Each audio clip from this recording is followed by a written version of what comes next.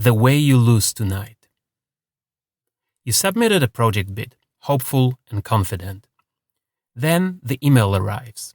Thank you for your proposal. We regret to inform you that we chose to work with a different firm this time. Your heart sinks.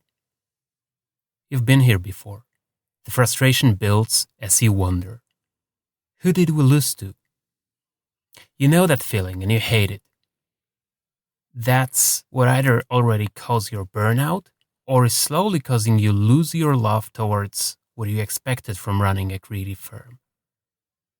Let's keep digging. Who did we lose to? You are a small to mid-sized shop.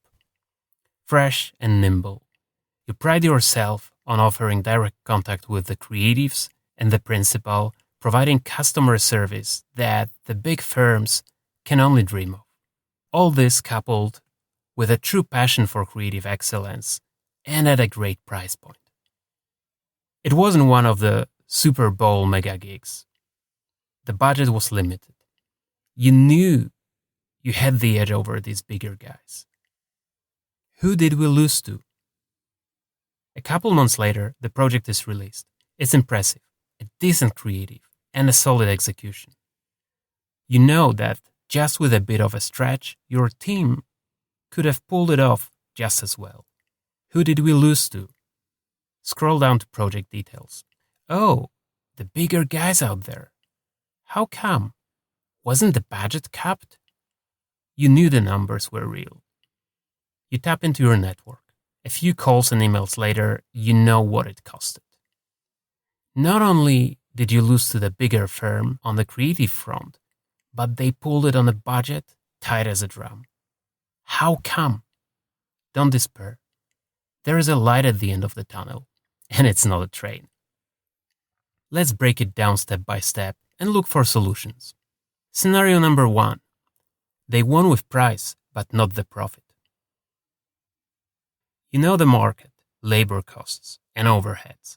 It's clear they lower their costs below a reasonable level. Possible reasons include a calculated bet to lose profit on this job just to win the client, negotiating a package deal where they make up the difference elsewhere, or simply prioritizing revenue over profit. They are a mid to heavyweight firm and can absorb it.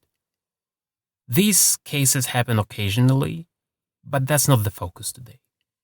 Scenario number 2. You just learned the hard way that not only they won the project and the creative, but also pulled it at a profit. Isn't that even worse? I feel it, been there. It's as devastating as it is sobering. How is it possible? And what can you do to up your game? Worth a thought for sure. So what's in there? Breaking this down further, there are 2 possible causes: economies of scale or superior systems. As a bigger firm, they hire top industry talent out of reach for your shop. You've been in the game long enough to understand the economics of junior work.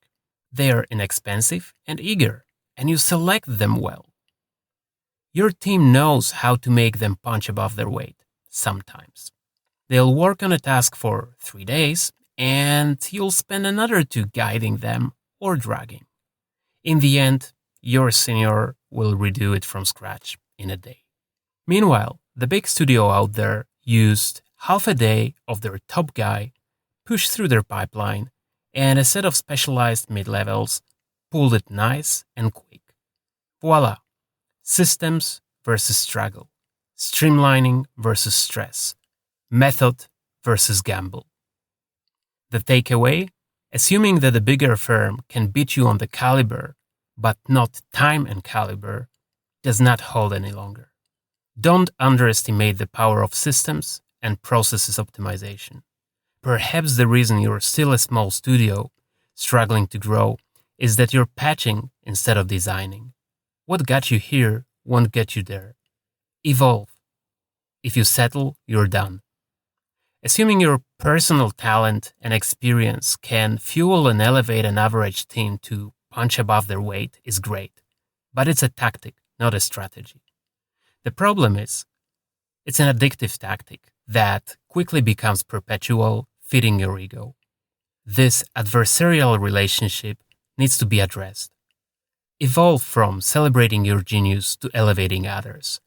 Pest it out, making space for vision, strategy, and systems. If there's anything standing in the way of your business growth, it's often yourself. And if you don't evolve, even the best systems won't help much. So, shift your mindset or blame the raccoons. With tough love, till the next one.